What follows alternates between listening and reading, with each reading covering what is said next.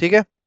तो देखो सबसे पहले यहाँ पे शुरू होता है रिलेशंस एंड फंक्शन से, जो कि 8 मार्क्स का है। रिलेशंस फंक्शन 8 मार्क्स, मतलब इसके अंदर दो चैप्टर है, एक है रिलेशंस एंड फंक्शंस और एक है इनवर्स ट्रिग्नोमेट्रिक फंक्शंस। ठीक है, फिर अलजेब्रा में आ जाते हैं, ये 10 मार्क्स का है। अलजेब्रा में कौन सा चैप्टर आता है, मैट्रिसेस और डिटर्मिनेंट्स, ये 10 मार्क का वेटेज है।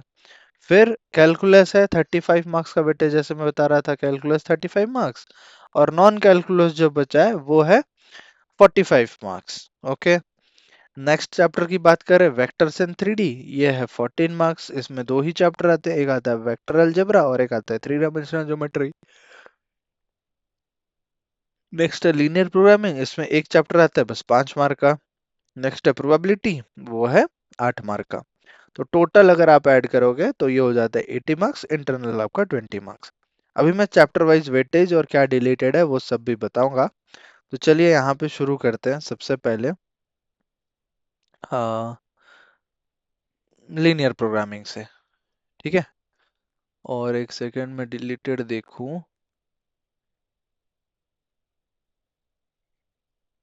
हाँ, लीनियर प्रोग्रामिंग में बस दो चीज डिलीटेड है, वो है different types of linear programming problems और मैथमेटिकल फॉर्मुलेशन। जो वर्ड प्रॉब्लम होता था उसको पढ़ के हमें इक्वेशन बनाना पड़ता था, फिर सॉल्व करना पड़ता था, वो अभी नहीं है। हमें वर्ड प्रॉब्लम्स नहीं करना है, हमें सीधा क्या करना है, डायरेक्ट वो क्वेश्चन दिया गया होगा नंबर के फॉर्म में, उसी को सॉल्व करना है। ठीक है। चैप्टर 12,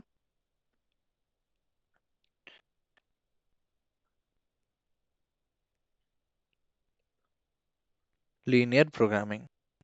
तो लीनियर प्रोग्रामिंग में आगे बढ़ने से पहले ना, मतलब एक्चुअल क्वेश्चन सॉल्व करने से पहले हमें कुछ बेसिक टर्म्स जानना जरूरी है। पहला टर्म है फिजिबल रीजन। फिजिबल रीजन मतलब क्या होता है, जब हम कोई इक्वेशन बनाएंगे और वो एक रीजन जो बनेगा जहां पे हमारा सॉल्यूशन आएगा, तो सॉल्यूशन रीजन को ही हम बोलते हैं जनरली फिजिबल रीजन। तो इसको हम सॉल्यूशन रीजन भी बोलते हैं, जहां पे सॉल्यूशन आएगा।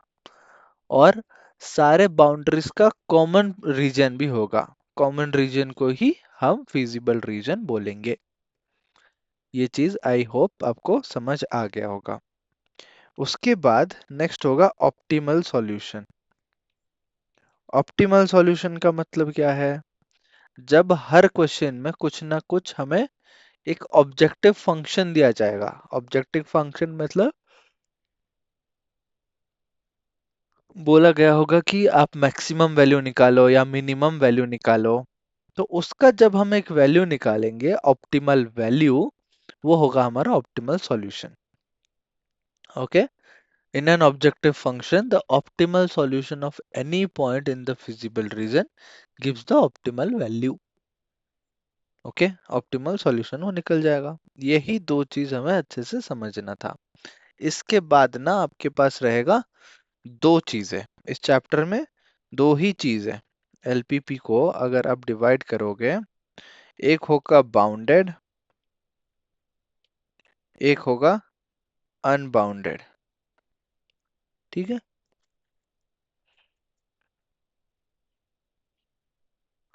हमें क्या करना है, हमें दोनों ही करना है, बाउंडेड भी करना है अनबाउंडेड भी करना है। बट एक चीज ध्यान रखना कि काफी लोग सोचते हैं अनबाउंडेड डिलीटेड है, नहीं भाई, वो एग्जाम में क्वेश्चन पूछ लेता है अनबाउंडेड से, तो हमें अनबाउंडेड भी करना पड़ेगा। ठीक है। और अगला चीज मैं बोल रहा था कि जब आप क्वेश्चंस कर रहे हो, आइडेंटिफाई कैसे करोगे वो एक बाउंडेड है नहीं है, क्वेश्चन करते टाइम वो बताऊंगा। बट एक चीज हिंट के तौर पे, सीक्रेट टेक्निक है, मैं बीच बीच में हर चैप्टर का एक एक टेक्निक बताते रहूंगा जो कि आपको हेल्प करेगा। जब इनइक्वालिटी में सभी इक्वेशन में ऐसे लेस देन इक्वल्स टू है, तो वो डेफिनेटली बाउंडेड होगा। और जब सभी में ऐसे ग्रेटर देन इक्वल्स टू है, तब वो अनबाउंडेड होगा। ये है पहला तरीका क्वेश्चन को बिना सॉल्व किए पता करने का कि बाउंडेड होगा या अनबाउंडेड होगा। ठीक है, बहुत इंपॉर्टेंट तरीका है। काफी सारे स्टूडेंट्स बस इसी टेक्निक के वजह से सॉल्व कर लेते हैं। पहले से क्या पता था ये टेक्निक? मुझे चैट सेक्शन में बताओ, अगर नहीं पता था तो नो लिखो। जल्दी से, नहीं पता था तो नो लिखो। नहीं पता था? ओके, काफी लोगों को ये टेक्निक नहीं पता था। गुड, अभी चैट ऑफ कर देता हूँ दोबारा। तो ये टेक्निक आपको क्वेश्चन में कैसे हेल्प करेगा, अभी शुरू करते हैं एक क्वेश्चन से। सो एक क्वेश्चन मैं उठाऊंगा, उसको पूरा एंड तक लेके मैं सॉल्व करूंगा। ठीक है, एक क्वेश्चन को हम पूरा एंड तक करेंगे। उससे पहले मैं सोच रहा था ना, चैप्टर वाइज वेटेज भी आपको थोड़ा सा करवा दूं। देखो, सपोज यहाँ पे लिखूं या अगले पेज में, फ्रेश पेज में लिखता हूँ। सपोज आप ट्वेल्थ का मैथ्स ऐसे लिखो यहाँ पे। ट्वेल्थ के मैथ्स को हम दो पार्ट में डिवाइड करेंगे। एक होगा कैलकुलस और एक होगा नॉन कैलकुलस। तो calculus portion, non calculus portion में जो कैलकुलस है वो टफ है, नॉन कैलकुलस जो है वो है इजी। और हमें पास होने के लिए ना हमेशा इजी चीज चाहिए, जो कि हमें कैलकुलस से मिल जाएगा। ये चीज पता चल गया आपको। किस में कौन सा चैप्टर है वो भी बता देता हूँ। यहाँ पे है चैप्टर 5, जो कि है continuity and differentiability. And chapter 6 है एप्लीकेशन ऑफ डेरिवेटिव्स। 7 है इंटीग्रल्स। देन 8 है एप्लीकेशन ऑफ इंटीग्रल्स या एरिया अंडर कर्व्स भी बोलते हैं। चैप्टर 9 है डिफरेंशियल इक्वेशंस। मार्क्स की बात करें तो ये 9 मार्क्स का, ये 4 मार्क्स, ये 9 मार्क्स, ये 6 मार्क्स, ये 7 मार्क्स। तो टोटल इसके मार्क्स बन जाते हैं 35 मार्क्स। ये नोट करना आप लोग, ठीक है? साथ के साथ जब भी मैं क्लास में कोई चीज लिखते जाऊं, नोट्स लिखूं या कोई भी इम्पोर्टेंट चीज लिखूं, make sure to write it in your copy. बस स्क्रीन देख के हाँ मैं समझ गया बोलने से नहीं होगा। तो इजी चैप्टर्स में क्या क्या है? पहले के 4 चैप्टर, आखिरी के चैप्टर, चैप्टर 1 2 3 4 9 तक ये हो गया। फिर यहाँ से 10 11 12 13, बस इतने ही चैप्टर्स हैं। पहला चैप्टर क्या है? Relations and functions, inverse trigonometric functions, matrices, determinants, vector algebra, then 3D, LPP, probability. Relations and functions 4 marks का आता है, इनवर्स ट्रिग्नोमेट्रिक फंक्शंस 4 मार्क्स का आता है ना? कभी कभार 2 और 6 ऐसा हो जाता है, टोटल 8 मार्क्स का है। आपको पता है, यहाँ पे सिलेबस में देखे होगे, कहाँ सिलेबस, ये 8 मार्क्स आप देख पा रहे हो, रिलेशंस एंड फंक्शंस। तो इसमें दो चैप्टर्स आते हैं, देखो, एक है relations and functions, inverse trigonometric functions. ऐसे 4 4 करके आते हैं, या 6 2 करके आते हैं, या 4 2 2 करके आते हैं। ऐसे ही वेटेज है टोटल। ठीक है, 2 2 करके होगा, वो भी टोटल 4 मार्क्स वेटेज है ना, उस हिसाब से लिख रहा हूँ। नेक्स्ट मैट्रिसेस जो होगा, इसका चैप्टर वेटेज 5 मार्क्स है, डिटर्मिनेंट्स 5 मार्क्स है, टोटल मिला के 10 marks. Vector algebra 7 marks, 3D 7 marks, LPP 5 marks, probability 8 marks. इसको अगर आप ऐड करोगे total, you will get it around 45 marks. तो जो कैलकुलस है वो सॉल्व करना काफ़ी टफ है, बहुत ज़्यादा टाइम टेकिंग है। एंड उसके अलावा गलतियां बहुत ज़्यादा हो सकता है। But on the other hand जो इजी टॉपिक्स है, भले चैप्टर ज़्यादा है, टॉपिक्स हैं, बट सॉल्व करते टाइम आपको लगेगा कि ये यार हम प्राइमरी का मैथ सॉल्व कर रहे हैं।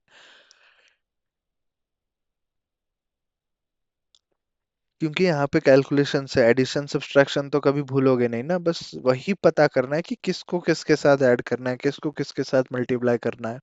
यही सब चीज़ आपको पता करना पड़ेगा। ये सिलेबस डिस्ट्रीब्यूशन सबको क्लियर हो गया? स्क्रीनशॉट विनशॉट लेने का जरूरत नहीं, क्योंकि क्लास के बाद एनी हाउ मैं ये पीडीएफ प्रोवाइड करूंगा। चैट में बताओ, अगर यहाँ तक सब कुछ क्लियर है, मैंने एलपीपी का वो दो टर्म्स बताया, फिर मार्क्स डिस्ट्रीब्यूशन बता दिया 12th का।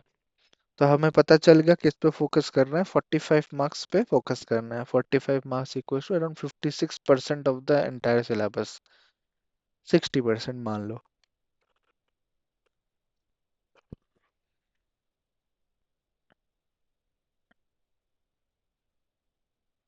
ठीक है, क्लियर है सभी को? गुड। अभी क्या करेंगे, हम एलपीपी का एक क्वेश्चन मैं पूरा एंड टू एंड आपको सॉल्व करके बताता हूँ। यहाँ पे एनसीईआरटी बुक में निकालता हूँ, टेक्स्ट बुक, लीनियर प्रोग्रामिंग, ये रहा। तो इसमें हम देखते हैं बुक में और क्या क्या लिखा गया है। ये है,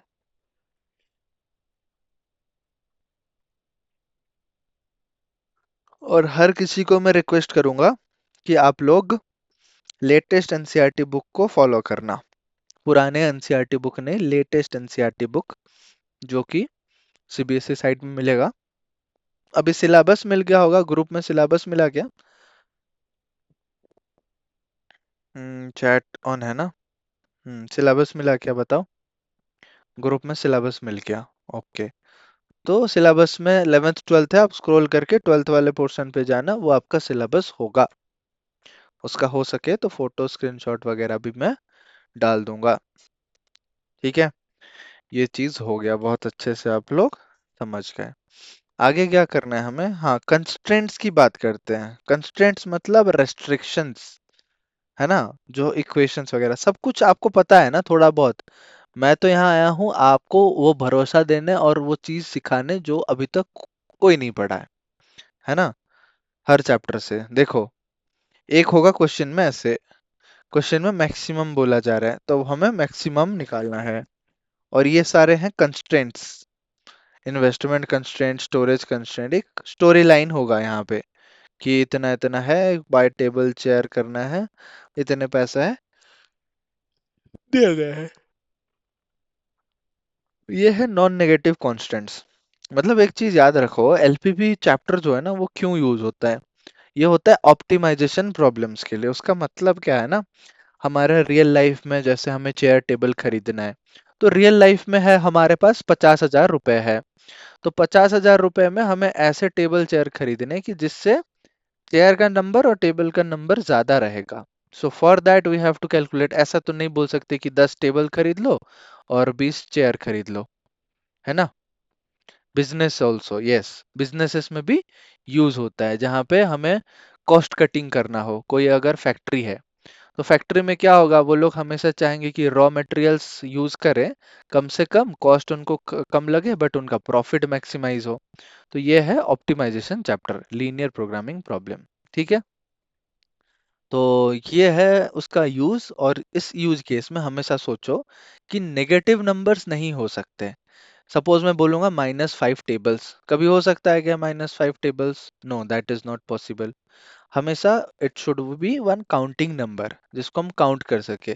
0 टेबल्स, 1 टेबल, 2 टेबल, 3 टेबल्स, ऐसा करके हम बोल सकते हैं जिसको हम दिखा सके कि भाई ऐसा इतने टेबल हैं।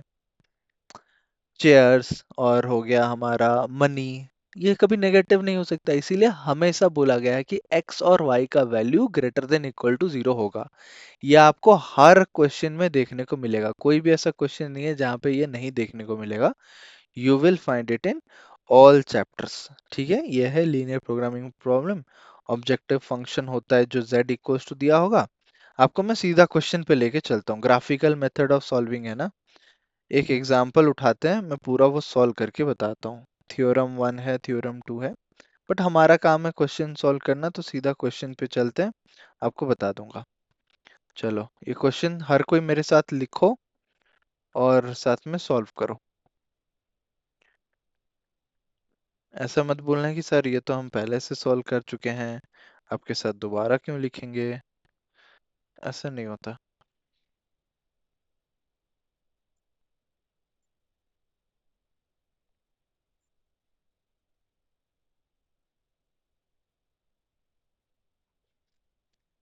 ओके, क्वेश्चन लिख लिया मैंने। Solve the following linear programming problem graphically. ये जो होता है ना, इसी को बोलते हैं ऑब्जेक्टिव फंक्शन। हमारा ऑब्जेक्टिव क्या है? मैक्सिमाइज। यही होता है, मैक्सिमाइज या मिनिमाइज, ऐसे क्वेश्चन में गिवन होगा। ठीक है, तो मैक्सिमाइज हो गया। Next, subject to the constraints. ये सारे हैं कंस्ट्रेंट्स। कंस्ट्रेंट्स यानी कि लिमिटेशंस। ये सारे लिमिट्स हैं कि इसी के दायरे पर हमें रहना पड़ेगा। इसका कुछ ना कुछ एक वर्ड प्रॉब्लम होगा, बट वो सब वर्ड प्रॉब्लम तो हमारे सिलेबस से डिलीट है। बट दिमाग में इतना रखो कि कुछ एक कंडीशन है जिसमें बोल रहा है कि दोनों का sum less than equal to 50 होगा। 3x plus y less than equal to 90 होगा। और मैं बता रहा था ना, हर क्वेश्चन में वो x और y greater than equal to 0 देगा, वो भी दिया है। Non negative constraints. एक चीज बताओ कि ये क्वेश्चन देख के हम पता कैसे करेंगे कि बाउंडेड है या अनबाउंडेड है? जो मैं ट्रिक बताया था उस बेसिस में बताओ। चैट ऑन कर दिया हूँ। चैट में लिखो बाउंडेड होगा या अनबाउंडेड होगा, जल्दी से। हाँ, Shivanshu first student, very good. Devansh, Akmal, संयम का गलत हो गया बेटा। खुशदेव, आफिया, आयुष, अभिजीत, आर्यन, राज, पद्मावती, विष्णु, वेरी गुड। मैं सबका कमेंट पढ़ रहा हूँ, तो इससे पता चला कि बाउंडेड होगा। अभी ना मैं अनम्यूट कर रहा हूँ, मुझे बताओ कोई कि कैसे अनबाउंडेड होगा। Sir, just because of greater than and equal to sign. कहाँ पे लिखा है? सर ये x plus y greater than 50 ये वाले साइन की वजह से बस। ये ग्रेटर देन है? सर लेस देन है। Less than. Sir sorry, less than equal to. हाँ, सर तो सर मैं थोड़ा कंफ्यूजन हो गया। अगर सभी में ना हमारा लेस देन इक्वल टू होगा, तो हम पता कर पाएंगे कि ये बाउंडेड होगा। कोई अभी पूछ रहा था, मैंने वही तो ट्रिक बताया, टेक्निक बताया। शायद आप लेट से क्लास ज्वाइन किए। कार्तिक सिंह, पता कैसे करेंगे सर जी? तो वही मैं बता रहा था कि अगर दोनों लेस देन होगा तो हम बाउंडेड कह सकते हैं, और होगा भी। ये इतने सारे क्वेश्चन सॉल्व करके हमें पता चला है कि ये बाउंडेड होगा। अभी सॉल्व करेंगे, वो भी आपको धीरे धीरे पता चलेगा, हर क्वेश्चन में बताऊंगा। जीरो छोटा होता है 50 से? जीरो छोटा होता है 50 से? ऐसा कुछ नहीं है, जीरो वीरो का कोई लेन देन नहीं है। हमारा ये लेस देन और ग्रेटर देन यूज करना है, ठीक है। चलो, मैं चैट और माइक ऑफ करता हूँ।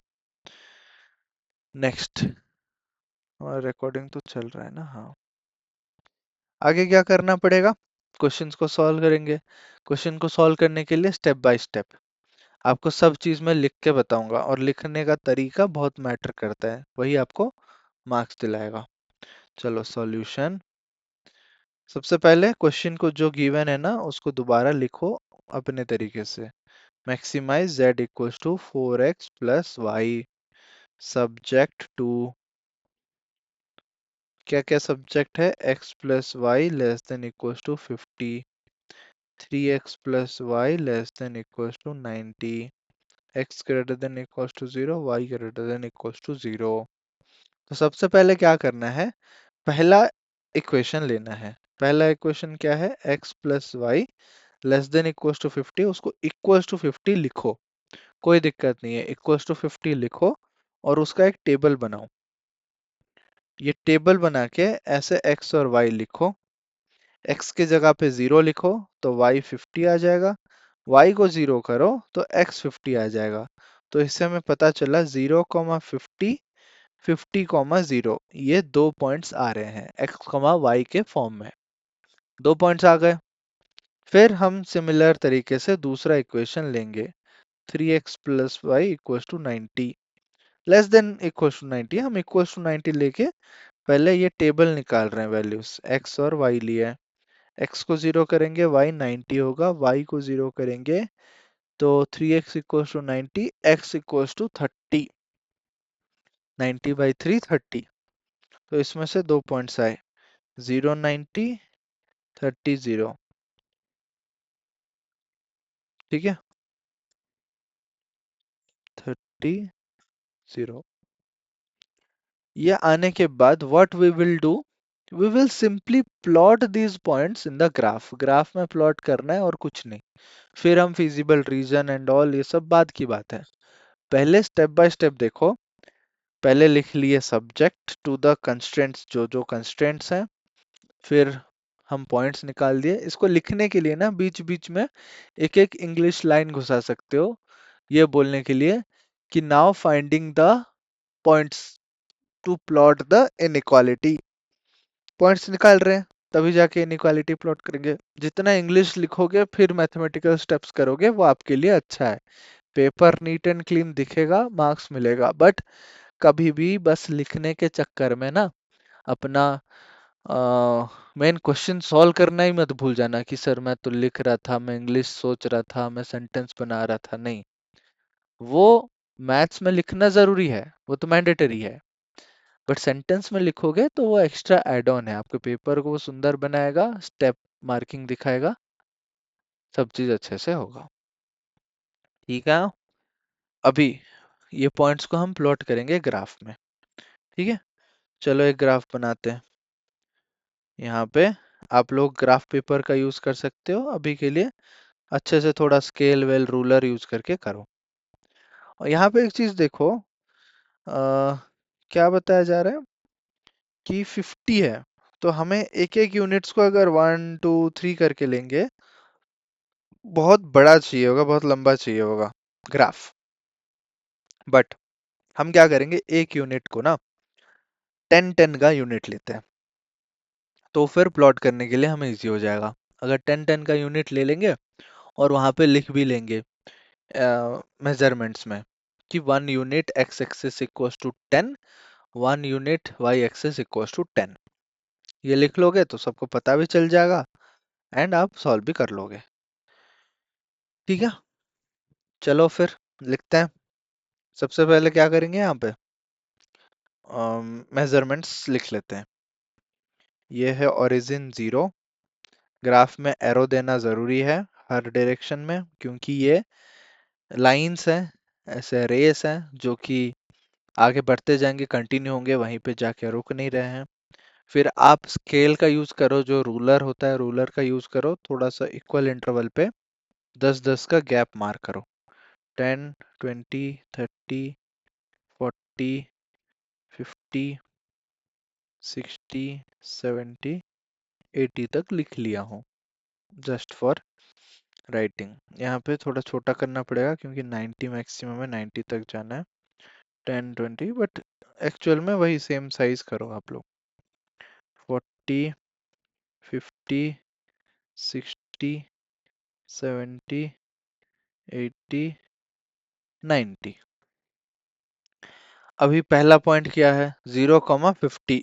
यहाँ पे 0 50 है, हमें 0 50 उठाना है। 0 x में, y में 50, फिर 50 0, ये दोनों पॉइंट्स मिल गए। कुछ नहीं करना, आंख बंद करके दोनों पॉइंट्स को जोड़ दो। ये 50 हो गया, ये 0 50 हो गया। ठीक है, अब ये दोनों लाइन को भी एरो देना जरूरी है, क्योंकि ये भी रेस है, दोनों तरफ ऐसे बढ़ के जाएंगे, एक डायरेक्शन में फिक्स नहीं है। ठीक है जी, ये हो गया। उसके बाद क्या करना है, इसका नाम लिखना है, लिख लो यहाँ पे। ऐसे करो 0 50 और ये 50 0। फिर दूसरा लाइन चाहिए हमें। दूसरा लाइन क्या होगा, 0 90, 0 90 30 0, एंड ये दोनों लाइन को ज्वाइन करो यहाँ से यहाँ। ठीक है, इसको एक्सटेंड कर दो, दोनों तरफ से थोड़ा थोड़ा एक्सटेंड कर देना। हो गया 30 0, लाइन बन गया। इसका पॉइंट लिखो, 0 90 30 0।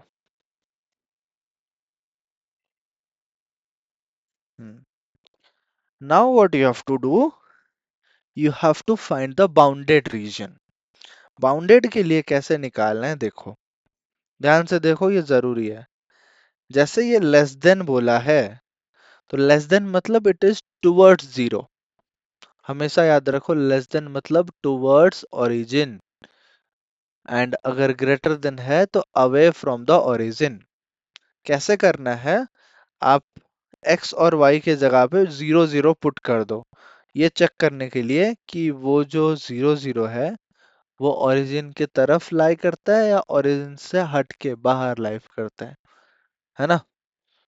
तो x में जीरो पुट करो, y में जीरो पुट करो, ये जीरो, ये जीरो, तो zero plus zero equals to zero, है ना?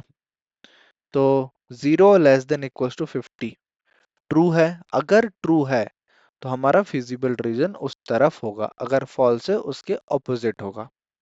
तो जीरो जीरो मैंने यहाँ पे पुट करके देख लिया। और वो फिजिबल दिखाने के लिए क्या करूंगा, पहला लाइन कौन सा था, 0 50 50 0, तो इसका फिजिबल रीजन इस तरफ होगा। मैं एरो मार्क दे दूंगा ओरिजिन के तरफ। फिर अभी दूसरा लाइन देखते हैं। दूसरा लाइन है 3x plus y less than equal to 90।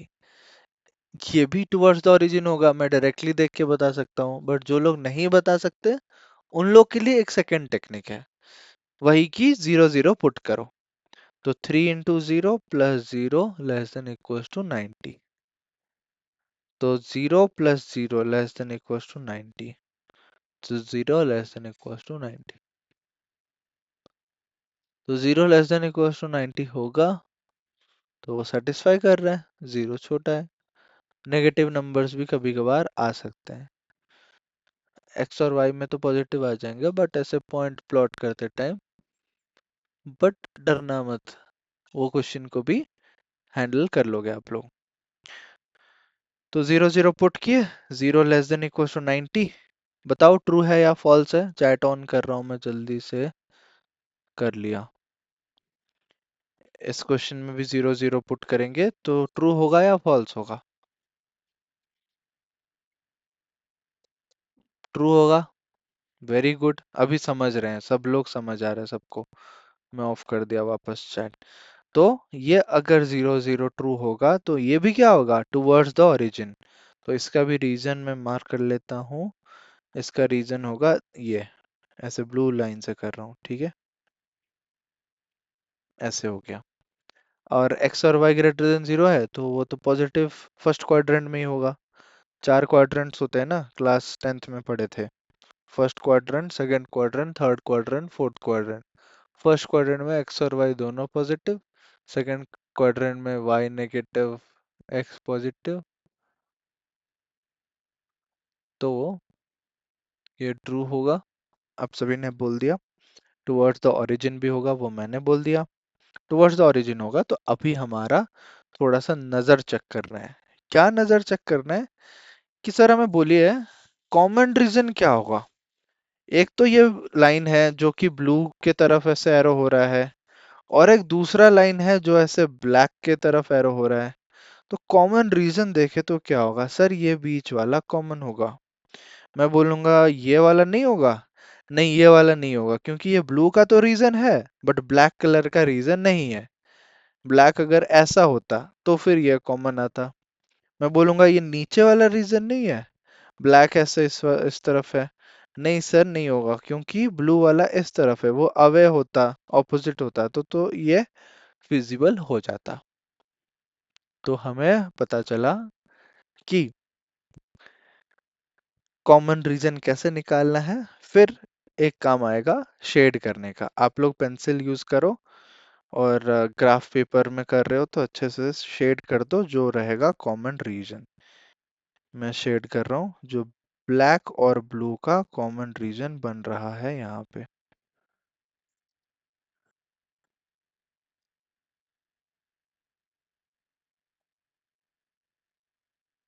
हो गया, ये है कॉमन रीजन। अब रीजन बन गया मतलब ये बाउंडेड हो गया, ये तो आप सभी को पता चल गया कि सर बाउंडेड है तो एक क्लोज्ड रीजन होता है। अगर बाउंडेड है तो ये एक शेप भी बन गया, अगर शेप बना तो इसके कॉर्नर पॉइंट्स भी होंगे। क्या क्या पावर कॉर्नर पॉइंट्स है, वो तो नाम हम देंगे, है ना, हम लोग ही नामकरण करेंगे इसका। चलो मैं करता हूँ। इसको ए बोल दिया, और यहाँ पे एक इंटरसेक्शन पॉइंट है, इसको बी बोल दिया। फिर नीचे जो है इसको सी बोल देता हूँ, और ओरिजिन को ओ ही छोड़ देते हैं, ओ। डी बोल सकते हो बट ओरिजिन ओ रहने दो, ठीक है, लिखा हुआ है पहले से, फिर से लिख लेता हूँ ओ। हो गया। तो ए का कोऑर्डिनेट कितना है, जल्दी से चैट में बताओ, ए का कोऑर्डिनेट क्या है?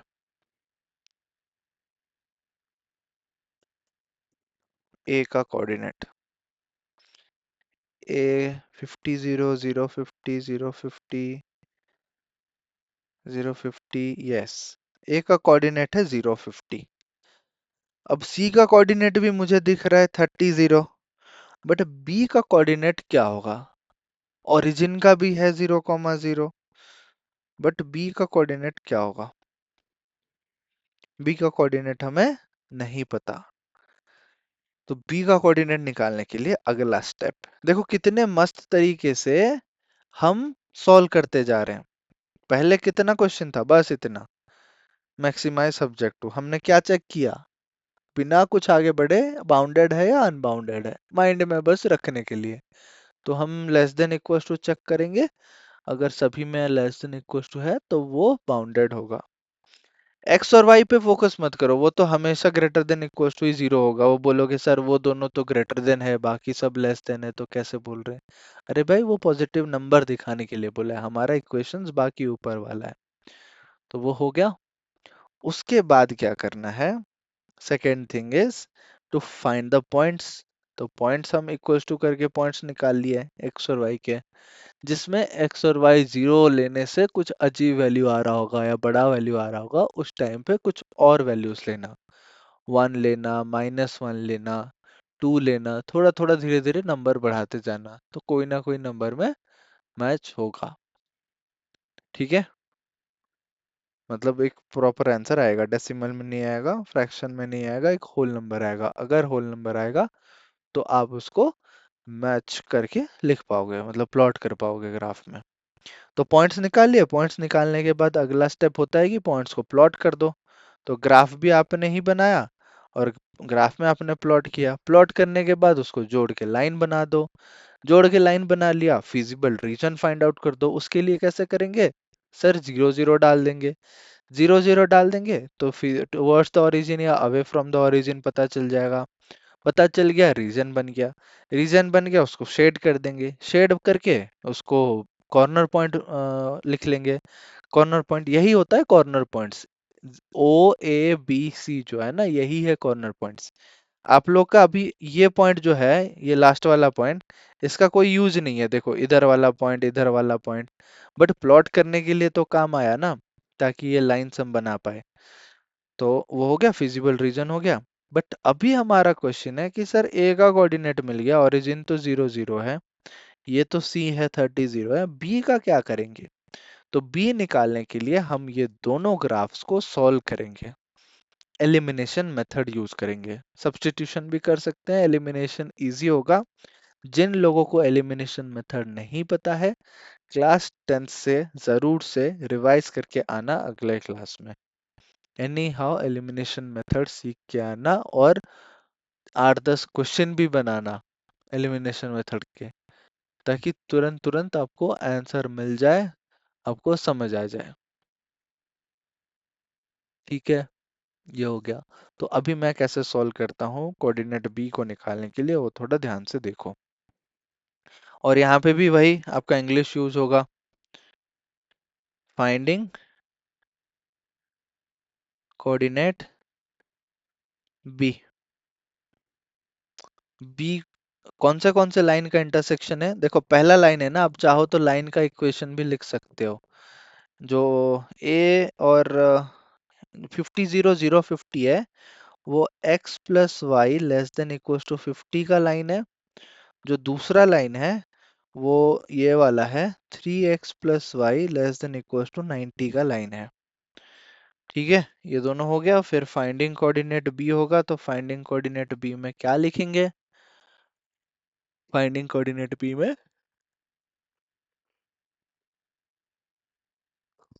दोनों इन इक्वेशंस लिखेंगे, x plus y equal to 50 3x plus y equals to 90।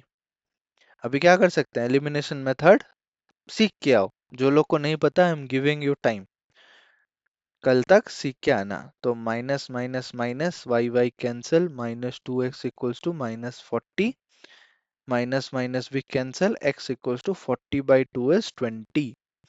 अरे सर आपने तो बहुत इजी कर दिया, अगर 20 निकल गया, x plus y equals to 50 में x का वैल्यू मैं 20 डाल दूंगा, अब तब तो y भी निकल जाएगा, 50 माइनस 20 करके y बोल रहा है कि वो है 30, है ना, सही से निकल गया। तो कोऑर्डिनेट बी हमें मिल गया 20, 30।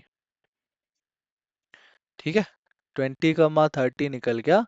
आप चेक भी कर सकते हो। ठीक है, और इक्वेशंस को ऊपर नीचे करके भी चेक कर लो। 3x plus y equal to 90, x plus y equal to 50, same answer आएगा। तो 20, 30 हो गया। अब हमें बाउंडेड रीजन भी मिल गया, चार पॉइंट्स भी मिल गए, फिगर भी मिल गया, शेड भी कर लिए, सब कुछ कर लिए। सर अभी जल्दी से बता दीजिए और कितना करना है। अभी कुछ नहीं करना है, अभी बस लास्ट स्टेप है जो हमारे क्वेश्चन में है ना। देखो क्वेश्चन में कितना कुछ बोला, कंस्ट्रेंट्स बोला, ये सब यूज किए, ये सब किए, बट एक चीज को यूज नहीं किए, वो है ऑब्जेक्टिव फंक्शन। तो सर उसका भी तो कुछ यूज होना चाहिए ना, क्या यूज है इसका? ये अभी यूज है मैक्सिमाइज करने के लिए। मैक्सिमाइज में मैक्सिमम वैल्यू जो निकालेंगे ना, तब हम इसको यूज करेंगे। तो जो चार पॉइंट्स आए हैं ना, वो चार पॉइंट्स को बस हमें इसमें डाल के चेक करना है, एक्स और वाई के वैल्यूज। ठीक है, और जिसमें मैक्सिमम वैल्यू आएगा वही हो जाएगा हमारा ऑप्टिमल वैल्यू। सेंटेंस एक लिख लेंगे, therefore z is maximum at this point and hence it is the optimal value। समझ आ गया? तो बुक में जनरली दो कॉलम्स बनाते हैं, मैं अपने तरफ से आपको तीन कॉलम्स बनाने के लिए बोलता हूँ। तो तीन कॉलम्स बनाएंगे। सबसे पहले क्या लिखेंगे, कॉर्नर पॉइंट्स, कॉर्नर पॉइंट्स।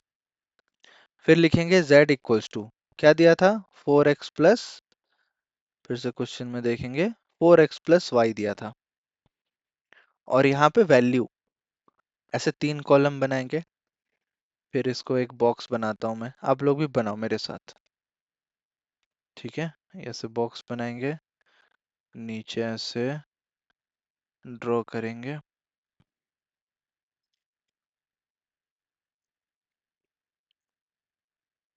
फिर इसको चार पार्ट में डिवाइड करेंगे,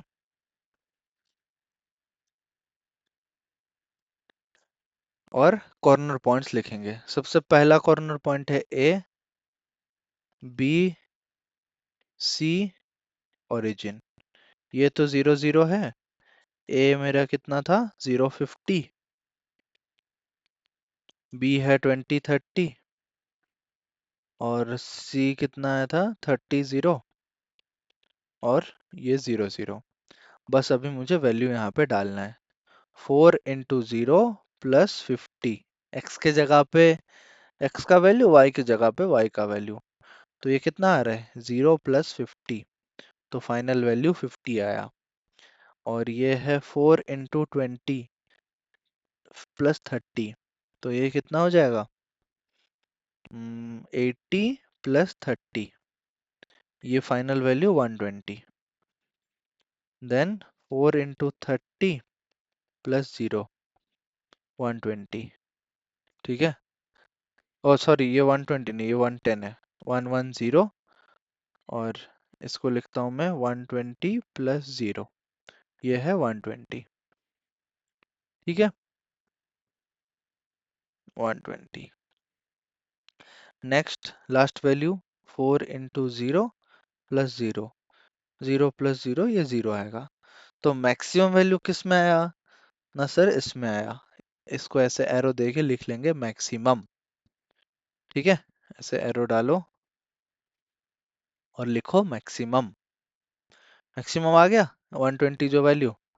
फिर हम क्या करेंगे, लास्ट में लिखेंगे therefore z is maximum at 30, 0 and the maximum value is 120। ऐसा लिख सकते हो, थोड़ा सा मॉडिफाई करके भी लिख सकते हो, the maximum value is 120 at 30,0, कुछ भी लिख सकते हो, बट हमारा जो ऑब्जेक्टिव होगा वो सेम आना चाहिए, कि हम मैक्सिमम पॉइंट भी निकाल रहे हैं, मैक्सिमम वैल्यू भी बता रहे हैं। इंग्लिश उतना ही है। और इसी तरह से ये क्वेश्चन समाप्त होता है। बहुत आपको मैं ज्यादा डिटेल में समझाया, इसीलिए धीरे धीरे किए, टाइम टेकिंग हो गया। वरना अगर आप फटाक से करोगे, हार्डली 4 मिनट से 5 मिनट लगेगा, 6 मिनट मान लो एक क्वेश्चन करने के लिए। ठीक है, अभी मैं चैट ऑन करता हूँ और माइक ऑन करता हूँ। मुझे बताओ ये क्वेश्चन में कोई दिक्कत, कोई परेशानी, या पूरा समझ आ गया? No sir. समझ आ गया पूरा? आगे सर आगे। पूरा एंड तक? यस। जी सर। हाँ। Yes sir. इसी तरीके से देखो, ये हमारा क्वेश्चन भी यहाँ पे दिखा रहा है, आंसर कॉरेस्पॉन्डिंग वैल्यू 2 करके।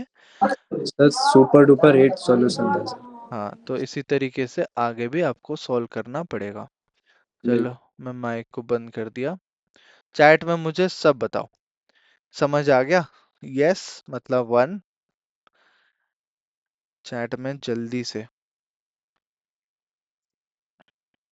सबको बढ़िया से समझ आ गया, गुड। अभी आप लोगों को क्या करना है, आप लोग को जितने भी एग्जाम्पल्स हैं, सारे एग्जाम्पल्स बनाने हैं टिल एग्जाम्पल 3। क्योंकि जो एग्जाम्पल 4 है वो है अनबाउंडेड, वो बता दूंगा तो चैप्टर खत्म हो जाएगा। तो आपको इंपॉर्टेंट क्वेश्चंस भी मार्क करने हैं, वो यूट्यूब में साइड बाय साइड डालते जाऊंगा, ठीक है? और टुवर्ड्स ओरिजिन बता दो। टुवर्ड्स ओरिजिन ही बताया अभी, है ना? माइक ऑन है क्या? ऑफ कर दिया ना, हाँ। तो टुवर्ड्स ओरिजिन बता दिया। अभी अवे फ्रॉम द ओरिजिन जो अनबाउंडेड होगा वो अगले क्लास में डिस्कशन करेंगे, तो एलपीपी हमारा खत्म हो जाएगा। अभी बस मेन चीज है कि आप लोग प्रैक्टिस बनाओ। इतना ही चैप्टर है, 12.1 में ही खत्म हो जाता है। डाउट है बता दूंगा, एक सेकेंड रुक जाओ। बट ये देखो, अनबाउंडेड अगले क्लास में बताऊंगा, एक क्वेश्चन उसका। तो अनबाउंडेड में हमें जो भी मैक्सिमम मिनिमम निकालना है वो निकाल सकते हो। एग्जाम्पल 2 देखो, एग्जाम्पल 2 में क्या है, मिनिमाइज है। मिनिमाइज में क्या करना है, वही आपको वैल्यू निकालना है, सेम तरीके से डायग्राम बनाओ, कॉर्नर पॉइंट्स निकालो एलिमिनेशन मेथड से, उसको शेड करो। फिर सब कुछ करने के बाद वैल्यू निकालो z का, जहां पे मिनिमम है, सबसे कम वैल्यू आ रहा है। जैसे यहाँ पे 2500, 2300, 3000 है, 2300 है सबसे मिनिमम वैल्यू, तो हम उसको एरो दे के लिख लेंगे, this is the minimum value at this point, है ना? और कॉमन पॉइंट कैसे निकालते हैं वो क्वेश्चन सॉल्व क्लास में करेंगे, जब हम ऐसे रात को क्लास या कोई और टाइम में क्लास करेंगे ना, वहां पे बैठ के बस क्वेश्चन करेंगे। और एक क्वेश्चन देखो, यहाँ पे दोनों अलग अलग है, एक ग्रेटर देन है, एक लेस देन है। यहाँ पे फाइंड आउट करना मुश्किल होगा बाउंडेड है या अनबाउंडेड है। यहाँ पे भी एक लेस देन एक ग्रेटर देन है, यहाँ पे भी थोड़ा मुश्किल होगा। बट कंफर्म कहाँ पे होगा, देखो एक्सरसाइज में चल के दिखाता हूँ। ये देखो, ये एक ही कंस्ट्रेंट है, लेस देन है, तो ये पक्का बाउंडेड होगा, तो आपको क्वेश्चन 1 करना है। ओके, फिर ये लेस देन है, ये लेस देन है, तो ये है बाउंडेड, इसको करना है। यहाँ पे देखो ये लेस देन है, क्वेश्चन 3 भी करना है। ये ग्रेटर देन है, ये आपको अभी नहीं करना है, कल करना है, मतलब आज नहीं करना है, कल करना है, जब मैं बता दूंगा। ये देखो लेस देन है, ये बाउंडेड है, ये करना है क्वेश्चन 5।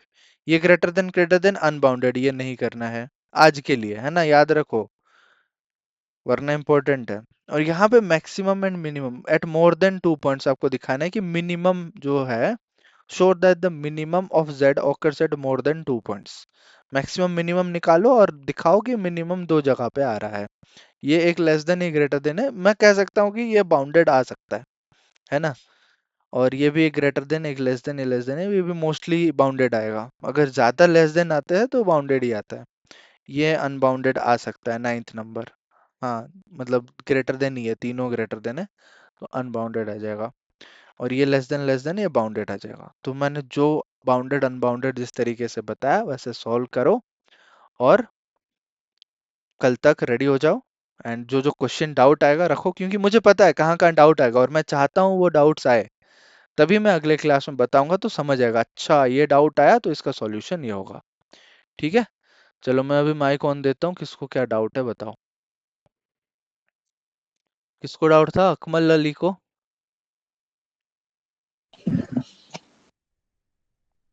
सर एक बार कॉमन एरिया थोड़ा सा बता दो। कॉमन एरिया कौन सा, वो जो एरो वाला? जी सर। हाँ देखो, एक लाइन हम लिए ना, उसमें हम जीरो जीरो पुट करके देखेंगे। जैसे ये क्वेश्चन था, इसमें x के जगह पे जीरो डालो, y के जगह पे जीरो डालो, तो क्या आएगा, zero plus zero less than equal to 50, zero less than equal to 50। True है या फॉल्स है बताओ? ट्रू है। अगर ट्रू है वो जीरो के तरफ होगा, तो पहला लाइन ये था, ये वाला, ये टुवर्ड्स द ओरिजिन, तो ये हो गया कॉमन रीजन। समझ आ गया ये पहला पॉइंट। Yes sir. फिर दूसरा लाइन लेंगे, दूसरे लाइन में यहाँ पे जीरो डालो, ये zero, 3 into 0 plus zero less than equal to 90, तो zero plus zero less than equal to 90, zero less than equal to 90। ये ट्रू है या फॉल्स है? ट्रू है। ये भी ट्रू है। तो अगर ये ट्रू है तो ये भी टुवर्ड्स द ओरिजिन होगा। सेकंड लाइन बना है, इसको इस तरफ दिखा दिया एरो। जब दोनों का कॉमन रीजन निकालोगे देखोगे तो डायग्राम में दिखेगा ये वाला पोर्शन आ रहा है। ये वाला पोर्शन क्यों नहीं होगा? क्योंकि इसमें इसका तो कॉमन है, बट ये लाइन का इस तरफ नहीं है।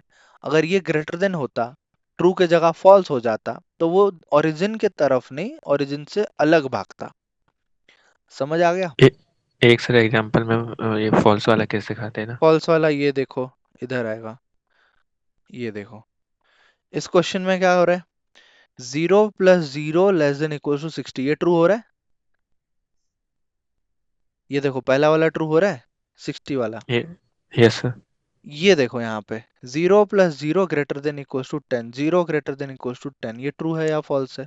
फॉल्स है। फॉल्स। ये फॉल्स है, मतलब अवे फ्रॉम द ओरिजिन रहेगा। इसका पॉइंट अगर प्लॉट करोगे क्या आएगा बताओ। x plus y equal to 10 करता हूँ, मैं डिब्बा बनाता हूँ, यहाँ पे ऐसे दो लाइन खींच दूंगा फटाफट, जीरो डालूंगा 10 आएगा, जीरो डालूंगा 10 आएगा, तो 10 जीरो जीरो 10 कहाँ पे दिख रहा है मुझे, ये दिख रहा है, ये 10 जीरो जीरो 10, यस सर। इसको जोड़ के मैंने बना दिया लाइन।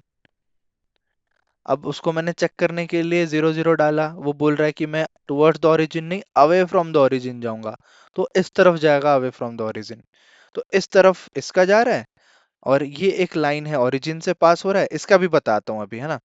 ये एक लाइन है, इसका इस तरफ फिजिबल है, ऊपर वाला लाइन बोल रहा है मैं टुवर्ड्स द ओरिजिन हूँ, और ये तो खुद वाई एक्सिस है, इस तरफ है।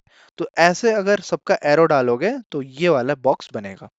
क्योंकि अगर ये वाला डिब्बा इस तरफ बोलता तो ये वाला फिजिबल हो जाता, बट ये क्या कह रहा है, ये कह रहा है कि नहीं, मैं ना अवे फ्रॉम द ओरिजिन जाऊंगा, तो अवे जाएगा तो इस वाला रीजन कॉमन आ गया। समझ आ गया अवे वाले में? Yes sir. Okay. Thank you sir. हाँ, एक डाउट यहाँ पे आ सकता है कि कोई अगर लाइन सर ओरिजिन से पास हो रहा है तो तब उसका क्या वैल्यू होगा। वो तो हम जीरो जीरो डालेंगे, suppose x equal to y ही मान लो, है ना। यहाँ पे क्वेश्चन में ही दिया है x less than equal to y, तो आप बॉक्स बनाओगे x इक्वल टू वाई करके, यहाँ पे ऐसे करोगे, ऐसे डालोगे, एक्स वाई डालोगे जीरो आ जाएगा, फिर जीरो डालोगे जीरो आ जाएगा, फाइव डालोगे फाइव आ जाएगा, यहाँ पे जो भी डालो, वन डालो वन आ जाएगा, यहाँ पे 10 डालो 10 आ जाएगा, तो सेम सेम वैल्यूज आएंगे। तो वो क्या होगा, एक लाइन होगा जो कि ओरिजिन से ऐसे पास हो रहा होगा, स्ट्रेट लाइन। उस केस में हमें क्या फिजिबल रीजन है, या तो इस लाइन के ऊपर होगा या तो इस लाइन के नीचे होगा। उसको चेक करने के लिए हमें कोई भी रैंडम पॉइंट ले लेना है। सपोज ये पॉइंट ले लो, एक ये पॉइंट ले लो जो कि उस लाइन में नहीं होगा, एक ऊपर होगा एक नीचे होगा। ठीक है, मान लो मैं लेता हूँ, ये पॉइंट लेता हूँ, ये पॉइंट का नाम क्या है बताओ। डी। और कोऑर्डिनेट क्या है इसके, 020। 0 20। तो क्या करना है आपको, जो ये इनइक्वालिटी है ना, इसमें 0 20 डाल देना है। तो x equals to 0, y equals to y square. 20, है ना। तो 0 less than equals to 20, true है या फॉल्स है? ट्रू है। ये ट्रू है, मतलब कि इसका फिजिबल रीजन उस तरफ होगा जिस तरफ ये पॉइंट लाई कर रहा होगा। पॉइंट किस तरफ है, ऊपर है या नीचे है? ऊपर। ऊपर है, ऊपर। तो इसका फिजिबल रीजन ऊपर होगा, उसका ऊपर होगा तो ये ऊपर बोलेगा। तो इसीलिए फिजिबल रीजन ये हो गया। इस लाइन का तो 0 0 डाल के देखोगे ये नीचे बोलेगा, ये लाइन ऊपर बोल रहा है, तो 3 लाइन का इंटरसेक्शन बताओ कौन सा है? यही वाला आ जाएगा। मान लो अगर मैं ये पॉइंट ना लेके ऐसे बाहर वाला पॉइंट लेता, ये पॉइंट लेता, इसका क्या नाम है बताओ? इसका 60 0 है। 60 0 है, तो इसी में डालते हैं 60 0 करके। x इक्वल्स टू 60 करेंगे, y इक्वल्स टू 0 करेंगे। x less than equals to y है, यानी कि 60 लेस देन इक्वल्स टू 0 है। ट्रू है या फॉल्स है? क्या 60 0 से छोटा है? ट्रू। 60 0 से फॉर फॉर छोटा है? फॉर फॉल्स है सर। फॉल्स फॉल्स ये फॉल्स। फॉल्स है। फॉल्स का मतलब क्या है? वो बोल रहा है कि मैं उस तरफ नहीं लाई करूंगा बेटा, है ना? तो वो उसके ऑपोजिट ही लाई करेगा। तो सीधा ऐसे कर सकते हो या फिर दूसरा पॉइंट लेके आप चेक कर सकते हो, तब आपको क्लियर कट आंसर मिल जाएगा। समझ आ गया अभी common? Yes sir, yes sir. हाँ, yes sir, thank you sir. Most welcome. और किसी को कोई डाउट दिक्कत बताओ? ये सारे एग्जाम्पल बनाने हैं आपको, सर एग्जाम्पल 1 बाउंडेड 2 और 3। अनबाउंडेड में क्या डिफरेंस है? अनबाउंडेड देखो ऐसा आएगा, मतलब यहाँ पे कोई क्लोज्ड रीजन नहीं होगा। एक लाइन इस तरफ बोल रहा होगा, ये लाइन ऐसे बोलेगा। यहाँ पे कोई दरवाजा है ही नहीं जो इनको रोके। ऐसे खुला लाइन है, मतलब खुला स्पेस है, इन्फिनिटी तक। इन्फिनिटी तक है। तो उसका सॉल्यूशन मैं अगले क्लास में बताऊंगा कि एक डॉटेड लाइन बनाते हैं, फिर दोबारा सॉल्यूशन निकालते हैं, उसमें क्या होता है क्या नहीं होता। उसमें 2 4 सेंटेंस भी लिखने पड़ते हैं, एक नया इनइक्वालिटी बनाना पड़ता है, सब कुछ बताऊंगा। थोड़ा सा स्टेप्स इंक्लूड ज्यादा हो जाता है, बट स्टेप्स तो यही फॉलो करने, स्टार्टिंग वाले स्टेप्स तो यही होंगे। कॉर्नर पॉइंट्स निकालो और इंटरसेक्शन निकालो, सब कुछ सेम करो। बट जब देखोगे शेड करके कि भाई यहाँ पे शेड तो ऐसे ही हो रहा है, इसका कोई बाउंड्री नहीं है, तो बाउंड्री नहीं है तो वो अनबाउंडेड होगा। अगर अनबाउंडेड होगा तो हमें एक और लाइन बनाना है, वो कैसे बनाएंगे क्या करेंगे बता दूंगा मैं। सर हाँ जैसे अपन कॉन्स्टेंट्स देख के बताते बाउंडेड है कि अनबाउंडेड है, राइट? हाँ हाँ। तो सर जैसे जो कॉन्स्टेंट्स में ग्रेटर देन भी साइन रहे और अगर लेस देन भी साइन रहे तो फिर सर कॉन्स्टेंट्स में कौन सा कॉन्स्टेंट्स में? अच्छा ऐसे अपन जो दोनों बोल रहे हो, जैसे ये क्वेश्चन है, हाँ x greater than less than y. ये वाला तो ये यही कह रहे हो तो कांस्टेंट में दो ग्रेटर देन है एक लेस देन है। यस सर हाँ, फिर ऐसे केस में हमें सॉल्व करना ही पड़ेगा। वो तो ट्रिक है ना, वो ट्रिक हर जगह काम नहीं करता, बस उस क्वेश्चन में काम करता है जहां पे सारा ग्रेटर देन हो या सारा लेस देन हो, जो कि थोड़ा सा आपको टाइम सेव करेगा। जो ओके दोनों सर। है तो वो आपको सॉल्व करके ही पता चलेगा। मोस्टली उसका भी थोड़ा सा लॉजिक है, क्वेश्चन सॉल्व करते पता चल जाएगा कि जिसमें अगर दो लेस देन है एक ग्रेटर देन है तो वो बाउंडेड हो सकता है, और दो ग्रेटर देन एक लेस देन है तो अनबाउंडेड हो सकता है। देखो यहाँ पे दो ग्रेटर देन है एक लेस देन है तो ये अनबाउंडेड हो गया। बट और एक क्वेश्चन यहाँ पे था, एक ग्रेटर देन है दो लेस देन है तो ये बाउंडेड हो गया। समझ रहे हो? Yes sir. हाँ, वो प्रैक्टिस से पता चलेगा, बट जो ट्रिक है वो देख के पता करने के लिए यही है कि सारा अगर लेस देन है बाउंडेड, सारा ग्रेटर देन है अनबाउंडेड। ठीक है, और कोई दिक्कत? वो पॉइंट निकालने में जो आपने बताया था कि अगर फ्रैक्शनल है तो मतलब क्या बताया था, तो उस टाइम आवाज नहीं आ रही थी आपकी। अगर फ्रैक्शनल पॉइंट आ रहा है तो कुछ और पॉइंट ले लेना, मतलब जीरो हम पुट करते हैं ना एक में। जैसे मैंने निकालना है ये वाला, ठीक है? तो मैं क्या करता हूँ, ऐसे करता हूँ, एक्स वाई लिखता हूँ और एक्स को 0 डाला, वाई को 20 डाल दूंगा, वाई 0 डाला, एक्स को 60 डालूंगा। ये मेरे राउंड नंबर परफेक्ट नंबर आ रहे हैं। सपोज ऐसा होता कोई एक क्वेश्चन में मिलेगा आपको आगे चल चल के, मैं एक्स डाला, हाँ एक्स को 0 डाला, वाई सपोज आएगा 17/2 करके आएगा, तो मैं क्या करूंगा, ऐसा ना लेके 17/2 मतलब फिर मुझे करना पड़ेगा 17/2 मतलब 2 8 जा 16, फिर 1.05, तो 8.5 आ रहा है मेरा। तो मैं ग्राफ में ऐसे दोनों के बीच में मुझे 0.5 में पुट करना पड़ेगा। समझ रहे हो? तो उसके लिए मैं क्या करूंगा, आसपास के वैल्यूज चेक करूंगा कि सपोज x को मैं 1 डालता हूँ तो 17/2 की जगह पे वो डायरेक्ट सपोज 18 आ रहा है, तो बढ़िया है ना, मैं 1 और 18 पुट कर सकता हूँ ग्राफ में, वो 0.5 का मुझे झंझट नहीं लेना पड़ेगा। क्लियर है ना? तो मतलब खुद से आप वन पुट कर सकते हैं। हाँ, खुद से। ये देखो, ये पॉइंट्स आप खुद से ही निकाल रहे हो, अल्टीमेटली ग्राफ प्लॉट करना है। बट इजी करने के लिए ही हम 0 0 डाल के चेक करते हैं, एक बार x को 0 करो एक बार y को 0 करो। ठीक है, क्लियर हो गया? तो आप लोगों के लिए, यस सर। हाँ बताओ। अरे जैसे कि अगर मान के चलिए x minus two y less than equal to zero है सर, x तो माइनस टू अगर वाई x लेस की देन जगह इक्वल्स टू जीरो जीरो, लिए x को जीरो लिए, और x को जीरो लिया और y भी जीरो आएगा, मतलब इस समय पे सर दोनों जीरो रहेगा तो कोई भी एक नंबर ले लेंगे, जैसे कि सर x को 20 लिए। हाँ 10 20 ले लो, कोई ऐसे रैंडम नंबर, सर ये उसको वही फिर होगा ना, ग्राफ में कैसे प्लॉट करेंगे? x minus y less than zero, ये उसको उस तरफ ले लो, तो x less than greater equals than to, equal to zero. अच्छा greater than equals to zero रे, हाँ जी। ठीक है greater than equals to zero है, तो इसको उस जी तरफ भेज दो, तो ये क्या हो जाएगा, x greater than equals to 2y होगा, ये एक ऐसा लाइन होगा जो कि ओरिजिन के जरिए से पास होगा, वो मैं देख के बता सकता हूँ, अगर अगर इसमें x को जीरो लेंगे तो सर y भी जीरो आएगा, और y y जीरो को भी आएगा, जीरो लेंगे तो x भी जीरो आएगा। वही मैं कह रहा हूँ इस कि समय प्लॉट करने के लिए क्या करोगे, एक्स वाई ले लो, तो ये हर x के वैल्यू पे दुगना y बनता है ना, मतलब हर y के वैल्यू पे दुगना x बनता है, वही है इसका कॉन्सेप्ट।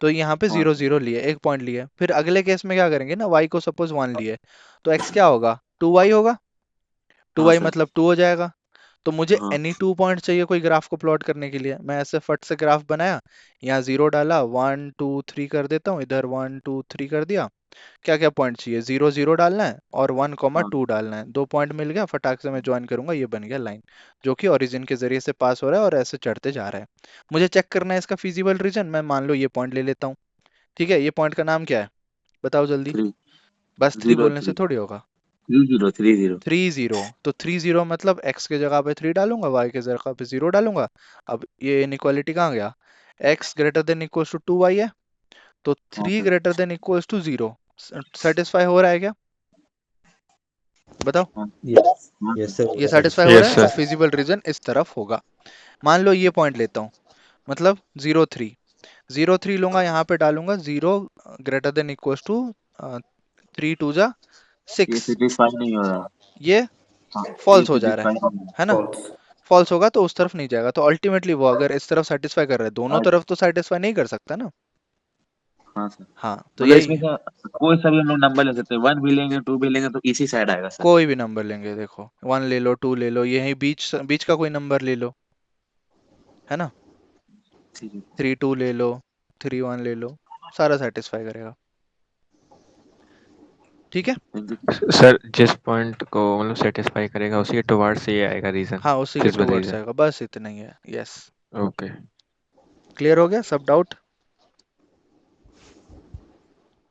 ओके, अभी ना मैं होमवर्क के लिए यहाँ पे बताता हूँ, बहुत इंपॉर्टेंट है, सारे क्वेश्चन जो कर रहे हो 2 2 3 3 बार सॉल्व करना बिना देखे, बुक मत देखना, क्वेश्चन लिखो, बुक बंद करो, सॉल्व करो, ठीक है, एग्जाम्पल आपको सॉल्व करना है, एग्जाम्पल 1 फिर से करो, 2 करो, 3 करो, 4 को छोड़ दो अभी के लिए, ठीक है, 1 2 3 करो, 4 छोड़ दो, 5 भी छोड़ दो, अनबाउंडेड है, फिर एक्सरसाइज 12.1 में आ जाओ, एक्सरसाइज 12.1, यहाँ पे जितने भी बाउंडेड के क्वेश्चंस है, जो आपको देख के लग रहा है वो बाउंडेड वाले सॉल्व करो, ठीक है, वो सर ग्राफ प्लॉट करो, हाँ जी, सर एक छोटा सा कि अगर यूनिट सर 1 डिजिट का रहेगा तो हम लोग 1 लेंगे, और 10 जैसे 2 डिजिट का 10 20 30 रहेगा तो हम लोग 10 पे लेंगे सर। यहाँ पे मतलब एक जैसे चीज कि लिख लेना,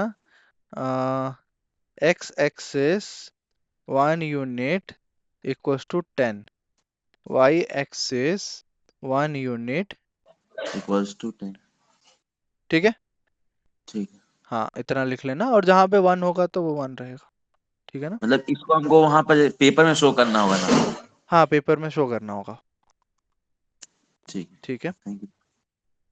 और 12.1 का जितने भी बाउंडेड है वो सारे बनाना, और जिन लोगों का कंसेप्ट क्लियर नहीं है, एलिमिनेशन मेथड मैं क्लियरली बोल दे रहा हूँ, आप लोग यूट्यूब पे जाओ, एलिमिनेशन मेथड सर्च करो, क्लास 10th का कॉन्सेप्ट है, ये आ जाएगा, इसको पढ़ो, इसके 10 20 क्वेश्चन बनाओ, कॉन्फिडेंस आ जाएगा, ये चैप्टर में हेल्प करेगा एलपीपी सर में, ठीक है, हाँ बताओ, सर मतलब अभी से ग्राफ पेपर पे यूज करना मतलब हाँ बनाना अगर पड़ेगा। ग्राफ है तो ग्राफ पेपर में यूज करो, वरना फिर वाइट पेपर में मैथ्स करो, हमेशा वाइट पेपर में स्केल ले लो, रूलर ले लो, वहां पे प्रॉपरली ड्रॉ करके करो, क्योंकि आदत रहेगा तो एग्जाम में होगा, हमें क्या करना है, एग्जाम का माहौल घर पे क्रिएट करना है, ठीक तो है ना? सर अगर एग्जाम में जब एक क्वेश्चन सॉल्व करेंगे हाँ, तो पेपर में भी ग्राफ बनाना पड़ेगा और मिलेगा ग्राफ मिलेगा, पेपर पे ग्राफ भी। पेपर मिलेगा, बोर्ड की तरफ से मिलता है। नहीं मिला था सर, हम तो बनाए थे, हम्म। हम बिल्कुल सेम ऐसे ही, पर फिर भी हमको लग रहा था कि पता नहीं इसमें मार्क्स कैसे गया। पेपर में भी बनाना पड़ता है और ग्राफ पेपर में भी क्या? नहीं नहीं नहीं, बस ग्राफ में बना के ग्राफ को जोड़ना पड़ता है, अटैच करना पड़ता है। अच्छा। ठीक है, चलो, है ना? अब इतना सॉल्व करो। सॉल्व करके जो जो लोग खत्म कर लोगे मुझे भेज देना। और ट्रिग्नोमेट्री का काफी लोगों ने भेजा, काफियों ने नहीं भेजा। बट ठीक है यार, देखो मैं जो कह रहा हूँ अगर सुनोगे अच्छे से तभी फायदा होगा, है ना? रिवाइज करो, मैं बीच से किसी को भी उठा के पूछ सकता हूँ, है ना? ठीक है, फिर इतना रिवाइज करो। कुछ डाउट होता है तो अगले क्लास में पूछ लेना। सिलेबस भेज दिया हूँ, बाकी बुक का लेटेस्ट कॉपी भी कुछ घंटों में मैं भेज दूंगा ग्रुप में। ओके। सर हाँ,